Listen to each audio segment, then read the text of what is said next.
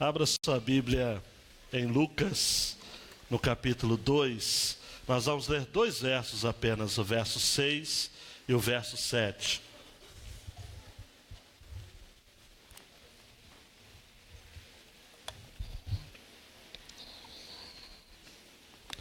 Evangelho de Lucas, no capítulo 2, versos 6 e 7.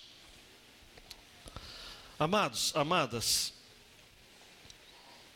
quando se tem recursos, disponibilidade para se fazer grandes espetáculos, grandes apresentações, se deve fazê-lo. Mas na realidade eu ouso a dizer de que quanto mais simples o Natal, mais bíblico ele é, mais próximo ao verdadeiro Natal ele está. Para você que tem alguma dúvida, veja no texto que eu estou indicando, Lucas 2, 6 e 7. Enquanto estavam lá, meninos, meninas, chegou o tempo de ela dar à luz.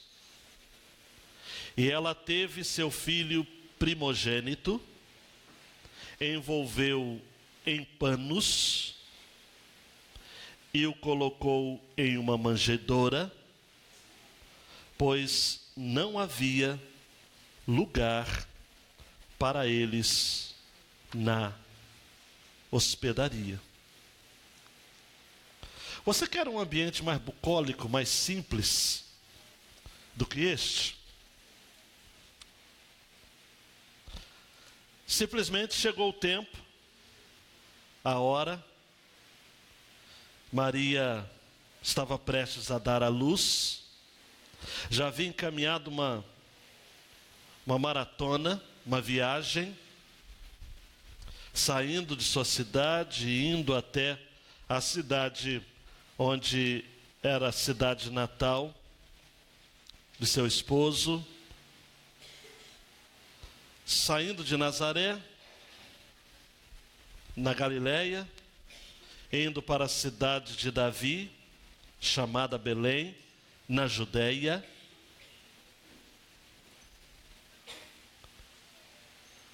Era uma época onde muitos estavam na cidade, devido ao recenseamento que o imperador César Augusto havia imposto.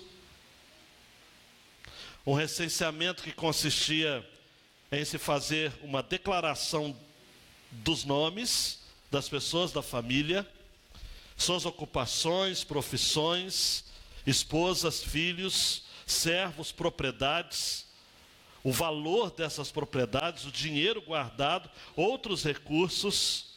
E se havia na família homens em idade apta para o exército. Foi uma ordem que movimentou pessoas de toda a região. E eu gosto de pensar nesse movimento que fora produzido ou provocado por essa imposição governamental, como sendo um plano da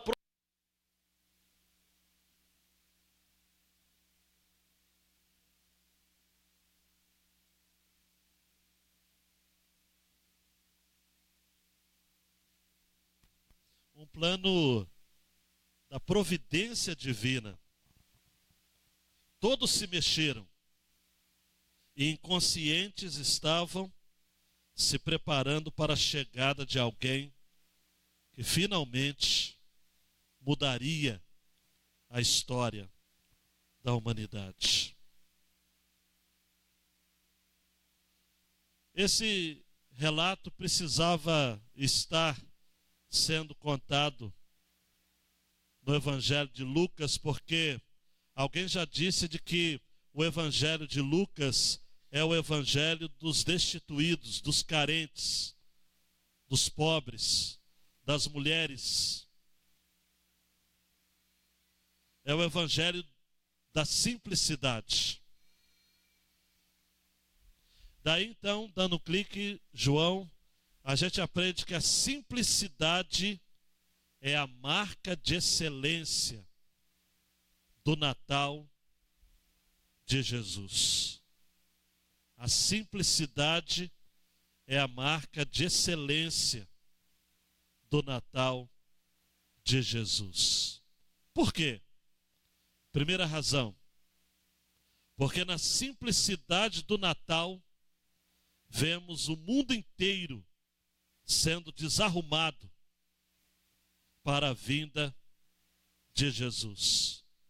Tudo para que houvesse o cumprimento daquilo que eu disse aqui, que Paulo escreveu aos Gálatas.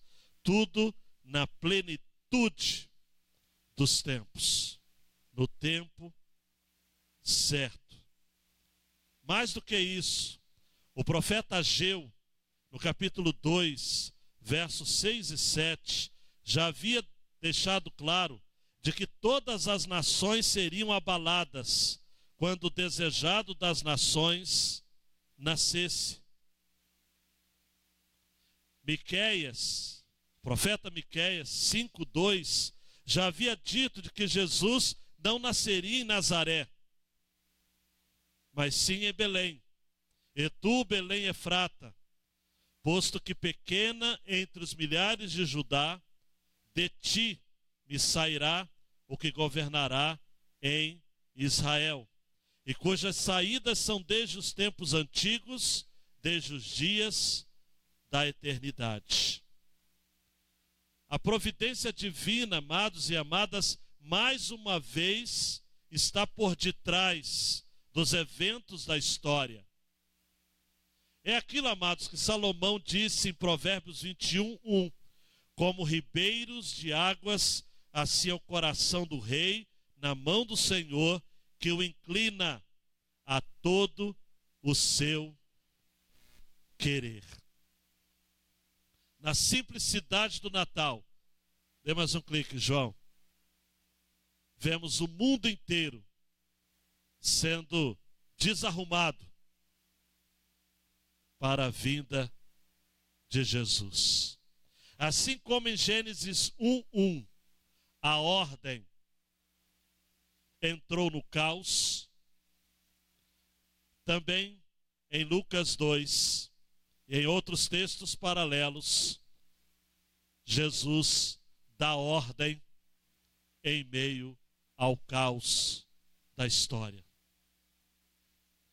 E digo mais, até hoje, Jesus dá ordem em nosso coração, que muitas vezes se encontra também em caos total. Esse é Jesus.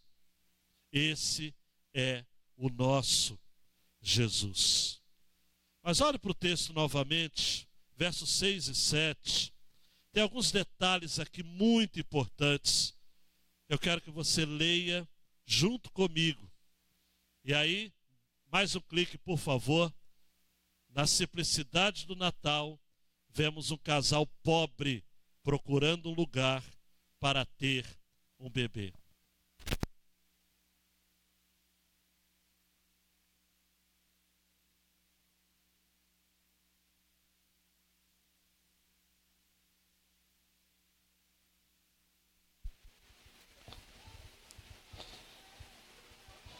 Isso.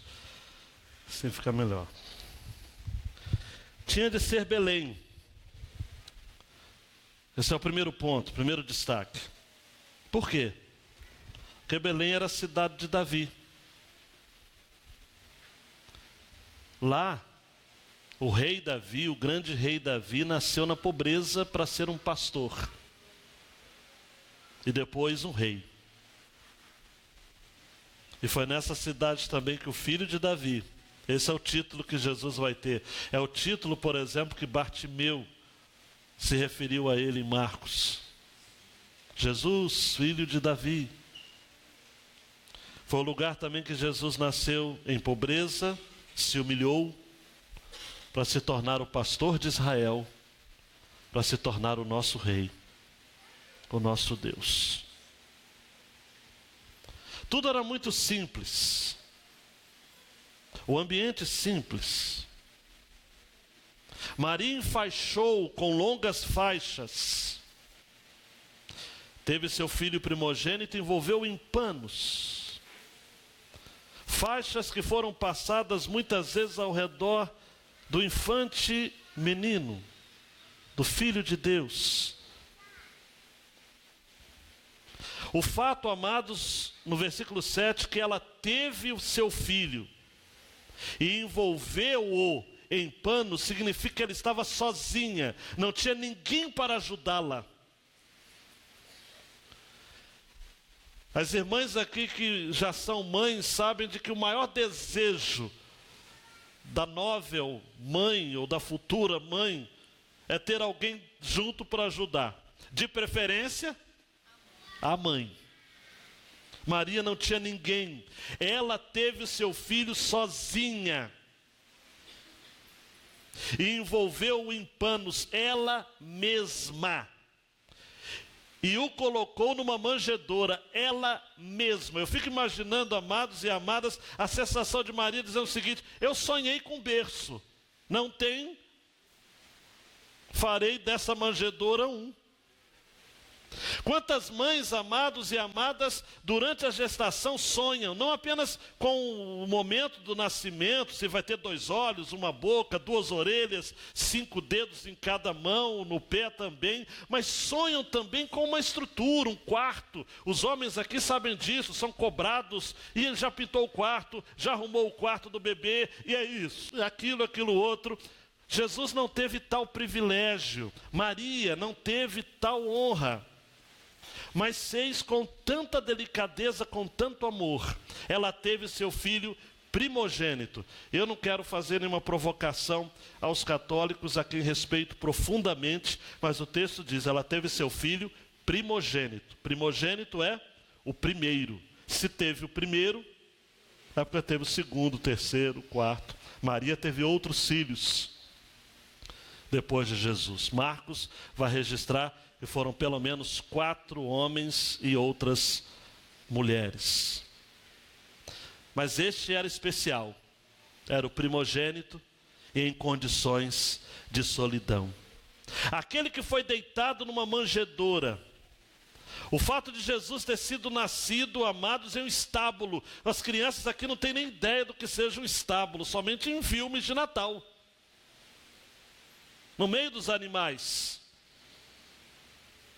O ambiente, amados, humano, onde Jesus nasceu, era um ambiente hostil, sabe por quê? Porque se houvesse algum senso de humanidade entre os moradores daquela cidade, vocês acham que eles permitiriam que uma mulher em trabalho de parto tivesse de ir para um estábulo?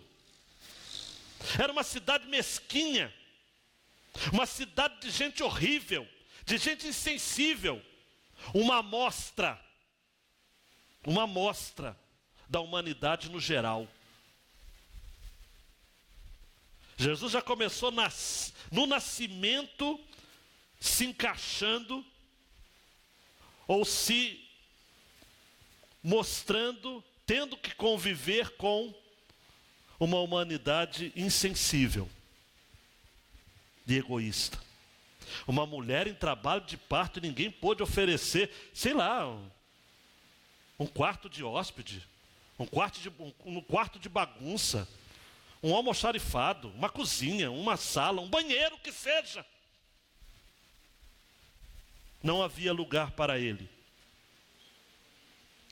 E amados e amadas, até hoje não há lugar para Jesus em muitos corações. Muita gente insensível. Muita gente mesquinha. Vivemos uma sociedade de gente horrível. Mas Cristo despreza toda a glória deste mundo e nos ensina a fazer o mesmo. Jesus nasceu em um contexto humilde. Nasceu em um contexto simples. E algumas verdades precisam vir à tona. Por isso que eu já vou direto para as aplicações. No Natal, a luz invadiu as trevas. Porque Isaías já está dizendo isso no capítulo 9. Um texto que você, sem sombra de dúvidas, já criado no Evangelho, conhece. E conhece muito bem. 9:2.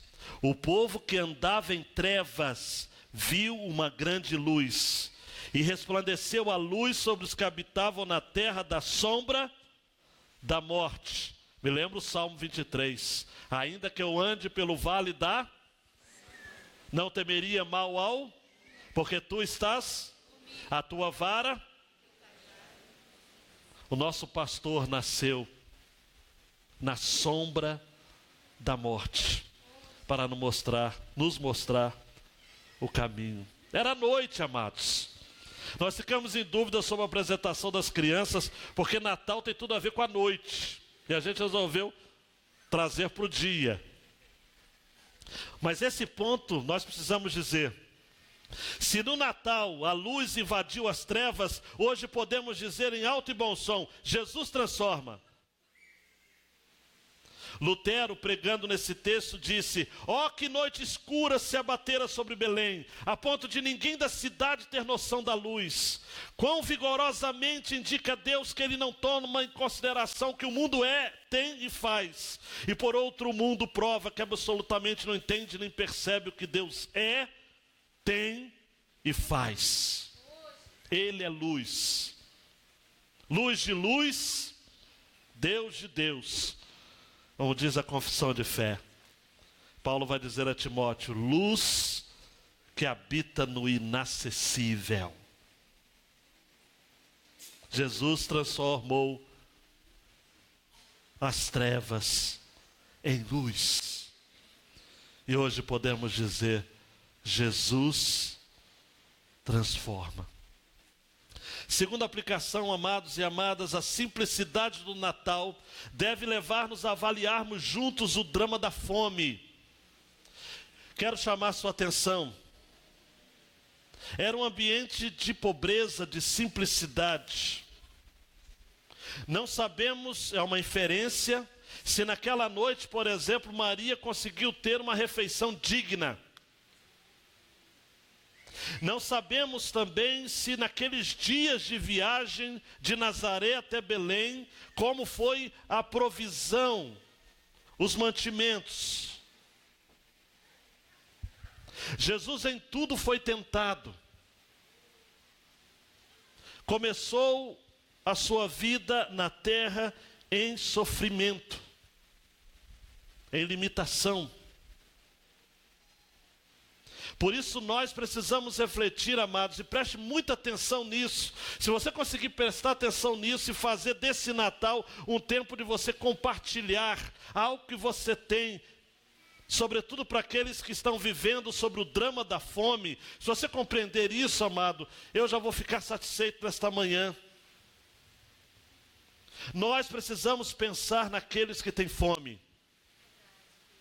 Há tempos eu li um livro de Richard Foster, e que ele cita o seguinte, e eu sei que essa pesquisa já está ultrapassada, mas olha para mim, até a hora de adormecermos esta noite, atenção meninos, meninas, homens, mulheres, até a hora de adormecermos esta noite, mais de 10 mil indivíduos terão morrido de fome, mais de 400 por hora, e muitos outros milhões vivem à beira da extinção, subnutridos, desorientados, desesperados. Aquela letra, amados, do hino do Inário para o Culto Cristão: há muita fome no meu país, é verdade. Se você não quer trabalhar com estatísticas, com pesquisas, ande pelas ruas, vá na banqueta, Caputera, anda, Bracuí, aqui mesmo, quem sabe seu vizinho está passando fome. Um rápido testemunho, coisa rápida. Uma vizinha nossa de frente da nossa casa compartilhou isso. Dor. falta. Você pode estar com um vizinho passando fome. Mas sabe por que a gente não vê? Pastor Léo, sua mensagem. Nós não estamos vendo a vida com os olhos de Deus. A gente vê pelos olhos da política. Você está passando fome, é problema do governo. A gente olha pelos olhos do egoísmo.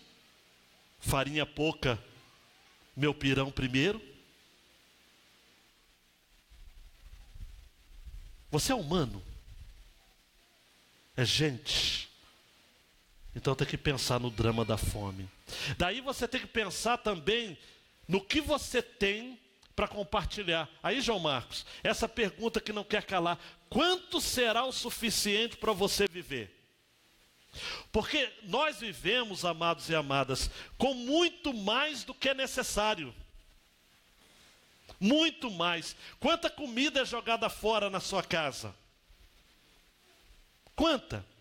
Quanta roupa de bebê é jogada fora?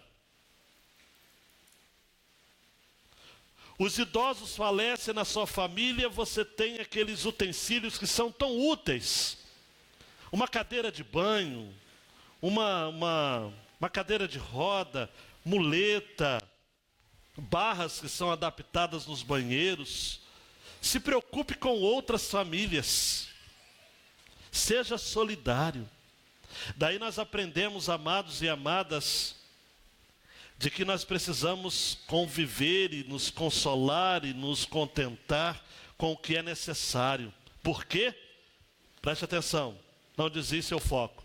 1 Timóteo 6, 7, 8. Porque nada trouxemos para este mundo, e é manifesto que nada podemos levar dele. Tendo, porém, sustento, e com que nos cobrirmos, estejamos com isso contentes. Vamos ser mais solidários neste Natal. Não apenas neste Natal, para com isso. Para a vida como um todo. Agora preste atenção aqui, mais uma vez. João, dá mais um clique. Agora, cuidado com o extremo. Qual o extremo? É o endeusamento da pobreza. Tem gente que faz da pobreza um endeusamento, um estilo de vida. Tem até recursos, mas gosta de exibir pobreza num gesto farisaico, de que é simples. A pobreza, amados, ela não é exaltada nas Escrituras. O bem-aventurados os pobres é pobre de espírito. Jesus nunca honraria a pobreza financeira, social. Para com isso. Jesus nasceu num ambiente pobre, sim. Mas nem sempre pobreza é símbolo de simplicidade. Tem muito pobre orgulhoso por aí. Pobreza é uma palavra de menor abrangência. Pobreza é o meio de graça. Simplicidade é a graça em si. Pessoas podem viver toda a sua vida na pobreza e jamais conhecer a graça da simplicidade. É possível livrar-se de coisas, mas ainda desejá-las onde? No coração. Aí não adianta nada. Você tem que resolver o seu problema onde? Aqui. Aqui. Agora, por fim, amados e amadas, eu julgo essa mensagem, eu já citei esses dados aqui para vocês outras vezes, eu vou ficar continuando citando. Assuma uma postura, dê um basta ao consumismo desenfreado. Essa semana vai ter ceia na sua casa, não faça nada exagerado. Para o outro dia ter que jogar fora, você não sabe o que vai fazer. É aquela galinhada toda, aquele frango todo, aquele chester todo, e você fica assim, meu Deus, por que eu fiz isso tudo se a minha família é eu e minha esposa? Aí você chama a gente, e mesmo assim tem que jogar comida fora. Faz um planejamento, amado. Ou se você quer fazer muito, faça e vá passando pelas famílias mais carentes. Pastor, eu não sei família carente, nós te ajudamos. João Batista, sabe, diácono da igreja, Lúcia, chame a gente. Nós vamos indicar. Cuidado com o consumismo desenfreado. Ainda nesse livro do Richard Foster, que eu indico ferrenhamente, chama-se A Celebração da Simplicidade. É um livro até que na primeira edição da Unidade Express, a capa é um papelão, porque a editora falou o seguinte: como é que eu vou editar um livro sobre simplicidade com uma capa rica e chique? Então fez a capa de papelão, uma boa sacada. Depois eles reeditaram, outra editora, e mudou o conceito, mas a ideia é boa, celebração da simplicidade. Uma criança, amados, preste atenção, normal nos Estados Unidos, preste atenção, hein? Você que endeusa os americanos ou a nação americana, o consumismo lá é uma religião, tá? É um Deus para a vida deles. Cá para nós, não tenho nada contra os Estados Unidos, mas os Estados Unidos não é mais uma nação cristã há muito tempo. É uma nação pós-cristã, ateia, secularista, liberal ao extremo e egoísta. Uma criança norte-americana, em um ano, consome o equivalente a 20 crianças nascidas na Índia.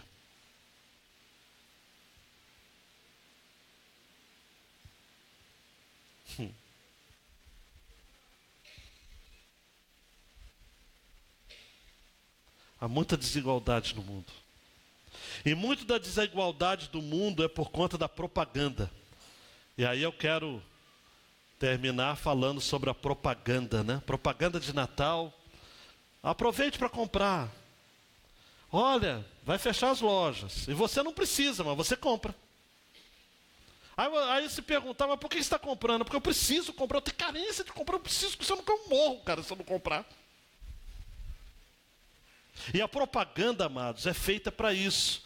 Um executivo, por exemplo, da General Motors diz o seguinte: a propaganda é para ajudar a deixar as pessoas insatisfeitas com o que têm em favor de algo melhor. Deixar as pessoas insatisfeitas. O alvo da propaganda é lhe deixar insatisfeito. Você está satisfeito? Não, aquela propaganda, cara, como é que eu vou? Eu não sei, eu quero aquilo.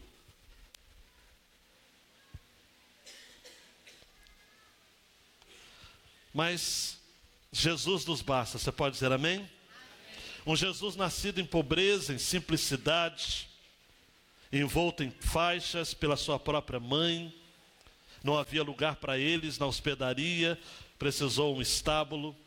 E olhe para mim, ao longo dos anos, amados e amadas, alguns outros símbolos roubaram o lugar do Natal, não é?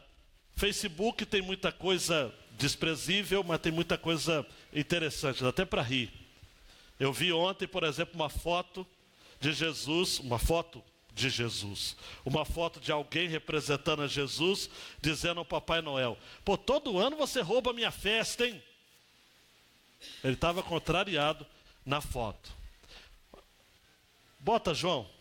Em 2015, não sei se vai dar para ver, desliga essas luzes aqui, fazendo um favor. Desliga essa, só deixa essa aqui, João. Em 2015, deixa essa ligada.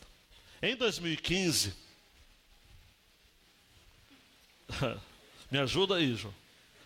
Eu vou ficando velho, isso. Eu não tenho mais a mesma vista de anos atrás. Em 2015, essa foto aqui, não sei quantos viram, eu não sei por que cargas d'água, ela ficou famosa, não é nem pela beleza da foto, que é uma foto linda. É o Papai Noel homenageando o menino Jesus. Essa foto foi proibida no Facebook. E aí depois de muitos, que disseram que era um conteúdo imoral. Olha só. Aí houve muita pressão e essa foto foi finalmente liberada. Mas junto dessa foto, olhe para mim, havia a seguinte poesia. E as crianças, preste atenção aqui, que vocês vão poder entender. É anônima essa poesia, infelizmente. Mas havia essa foto, Papai Noel junto, rendendo aí homenagem, reverência ao menino Jesus, e embaixo a seguinte poesia, abre aspas: meu precioso Jesus amado, eu não quis tomar o teu lugar, eu só trago brinquedos e coisas, e tu trazes amor e graça.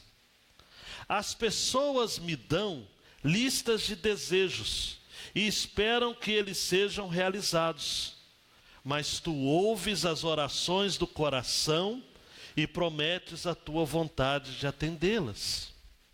As crianças tentam ser boas e não chorar quando eu vou chegando, mas tu amas incondicionalmente e o teu amor será sempre abundante. Eu deixo apenas um saco de brinquedos e alegria temporária, mas tu deixas um coração de amor, cheio de propósito e de razões. Há muita gente que acredita em mim e que me torna famoso, mas eu nunca curei o cego, nem tentei ajudar o coxo. Tenho bochechas rosadas e uma voz cheia de riso, mas não tenho mãos perfuradas pelos pregos, nem promessas de eternidade. As pessoas podem encontrar vários como eu na cidade ou nas lojas, mas só existes tu, como onipotente, que responde aos apelos de um pecador. E assim, meu precioso Jesus amado, eu me ajoelho aqui para orar, te louvar e te adorar nesse santo dia do seu aniversário. Vamos ficar de pé. Pode ligar as luzes, por favor. Dê um clique, por favor.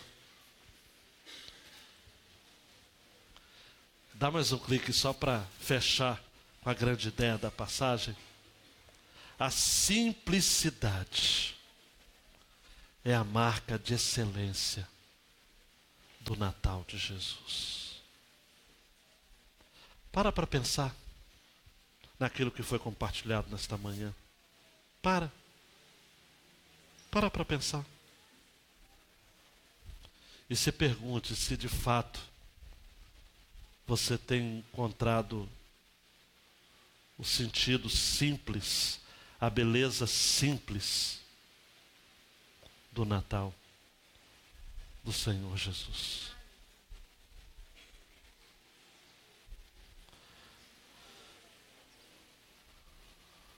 Meu Deus, obrigado, porque cremos que de uma forma muito especial, nesta manhã o Senhor nos deu um alerta. Essa fala desta manhã é um alerta, é um apelo em prol à simplicidade no Natal. Nós precisamos parar, Deus. Parar para pensar de que, de fato, muitas vezes nós estamos longe de celebrar o Natal como deveríamos. Que o Natal seja uma marca, ou tenha como marca a simplicidade, e possa, por conta disso, marcar a nossa vida. Com aquele que disse: aprendei de mim, que sou manso e humilde de coração. No nome de Jesus. Amém.